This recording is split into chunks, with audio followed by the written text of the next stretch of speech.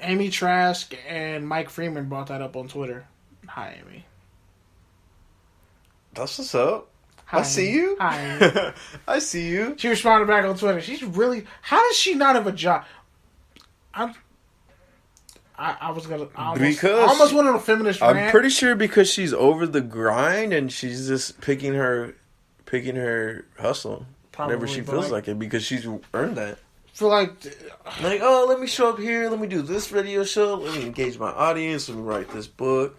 Feel like she's living the dream. She should just be like an athletic director at a college and just turn the whole school around. I want to see that. I want to see her hold up a national title. Like people like that. She made the Big Three respectable. Yeah, so keep doing that. Keep doing your thing, Amy. Respect.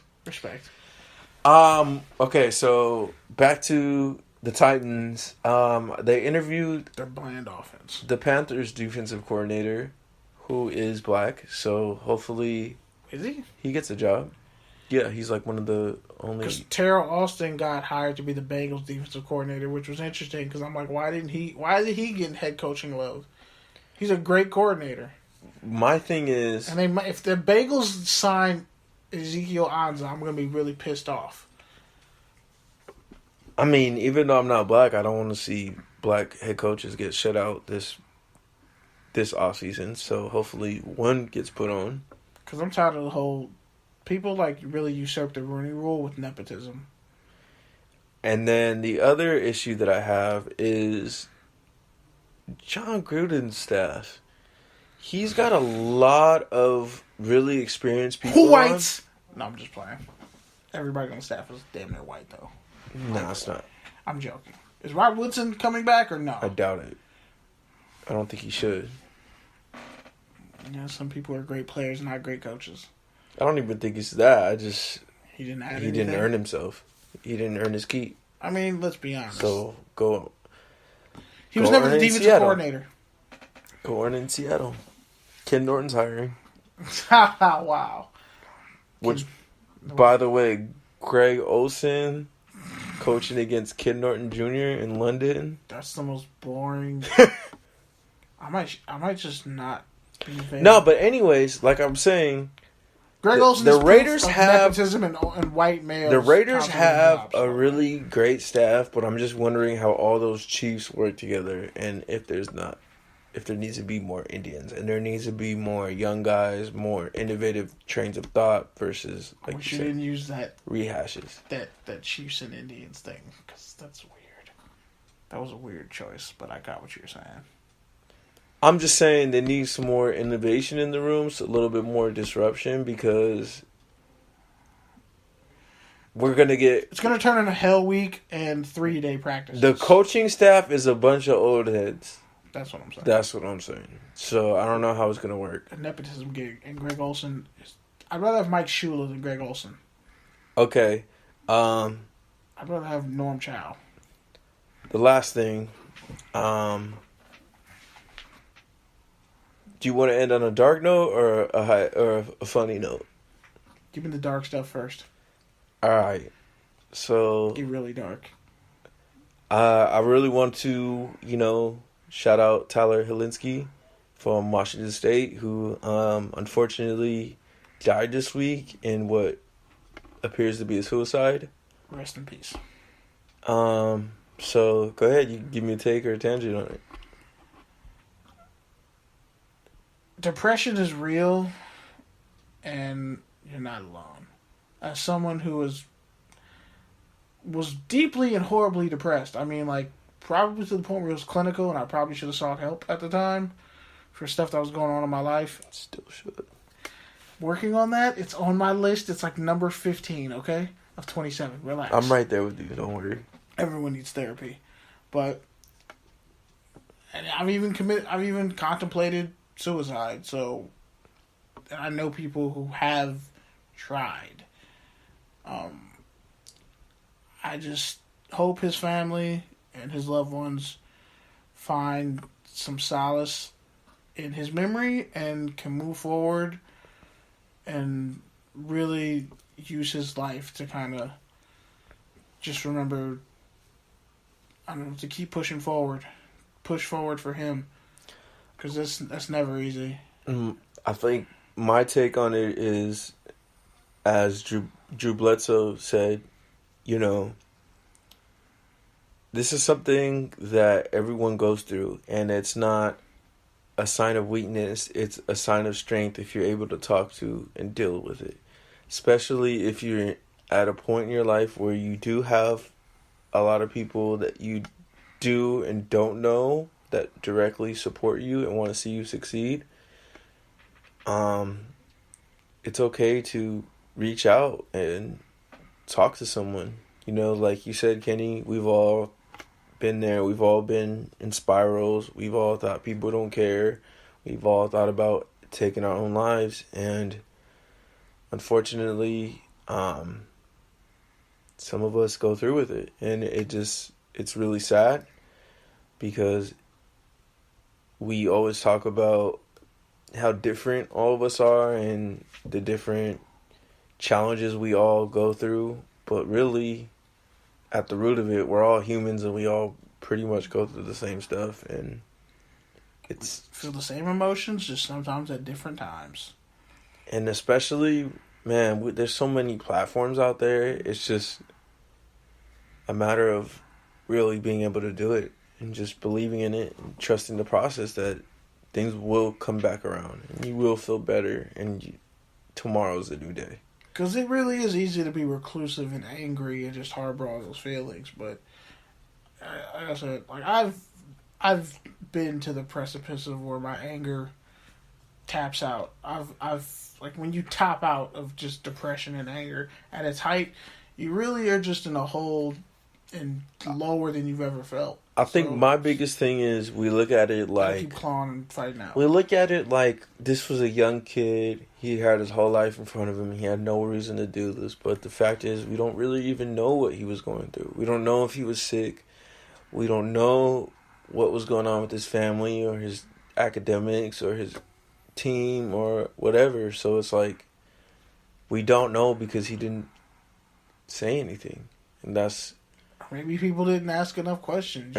Exactly. And whatever the case is, it's like, we didn't even know this kid and we're impacted. So imagine if we did. And he won a game for them. He won the Boise State game in like triple overtime. Like, he was a player. He probably would have been the starting quarterback. He was slated to be the starter.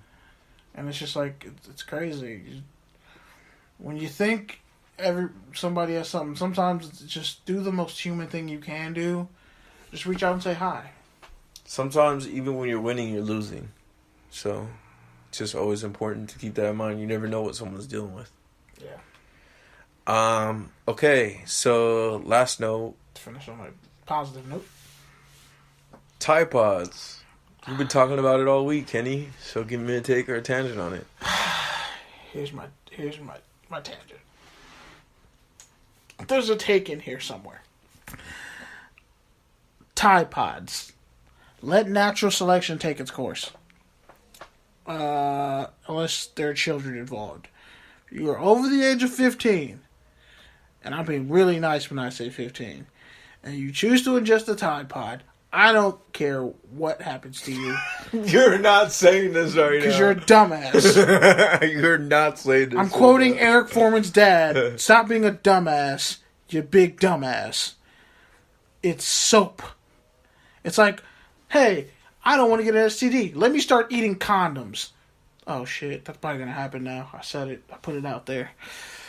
The condom challenge. Oh, who knows? Maybe more people. It was like the hot water challenge. Like, did you... That was really stupid. Did you all of a sudden forget what boiling water feels like? The car battery to my nuts challenge. Like, let me stick my tongue on a flagpole when it's really cold out challenge.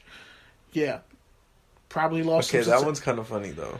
That's only funny. That one's like kind of funny. I was literally in a Target and I saw Tide Pods and I took the picture and I posted it on our social media and everywhere else. I think the worst part is... what flavor do I want? What flavor Tide Pod tastes delicious? The orange one? I think the worst part is that businesses are like locking them up now. Yes. I used to get Tide Pods from Chegg. Y'all messing the game up now. Y'all got the block hot. I can't even get free Tide Pods. Now how are college kids going to wash their clothes? You idiots. Thanks. It always takes someone to mess it up. Just probably the first. Never mind. But yeah, people are probably going to start eating condoms now. Okay, so or lotion.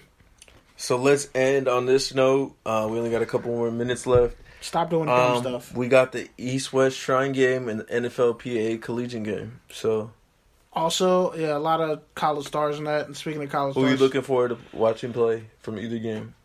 Kenny Hill, Jaleel Wadood. Let me roll up my list of names. Kenny's actually taking notes. Welcome to 2018, folks. Bro, I always take notes. I just don't look at my notes. School is in session. It's in my head. I already know what I want to say. I just write it down. All right. Well, we only have a couple minutes, so hurry up. Austin Allen, Brandon Allen's brother, former Arkansas QB. Austin Prohl, Ricky Prohl's son. Daryl Dawkins, the Colorado State running back, nephew of Brian Dawkins. I think it's Dolan. It says Dawkins.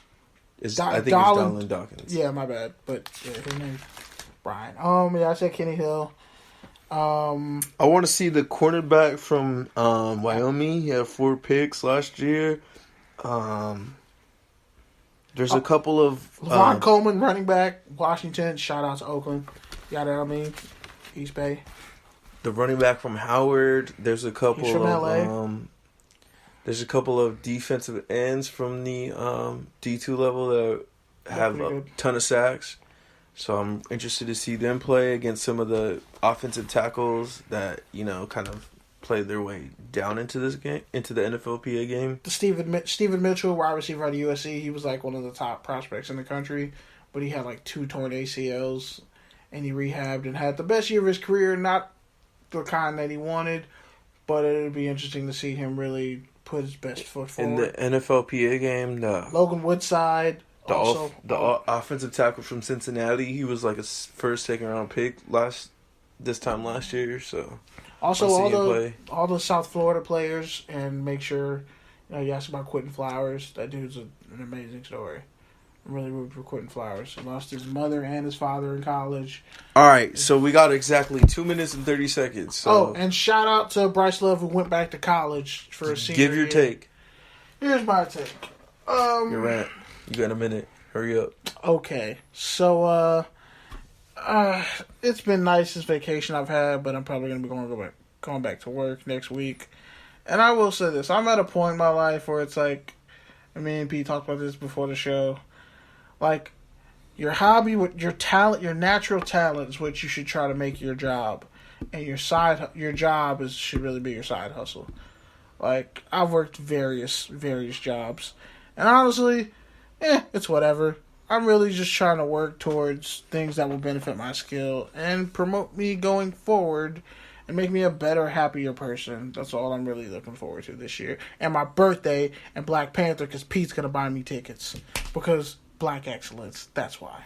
Wow, that was nice. On that note, I just want to say, really take a chance to seize every opportunity, whether it's a new platform, whether it's creating content, whether it's having thoughtful intellectual discussion, whether it's just productive disagreement on social channels, or whether it's networking events. Just really get your brand out there, get yourself out there, think outside of the box, and try to create change and innovation, whether it's content, whether it's social justice. Just stop eating Tide Pods, you idiots. Just make moves. This is the Touchdowns and Tangents podcast. Speaker, Apple, iTunes, iHeartRadio, Google Play, Facebook, Twitter, Instagram. I'm Ozo Grande. Pete Certified.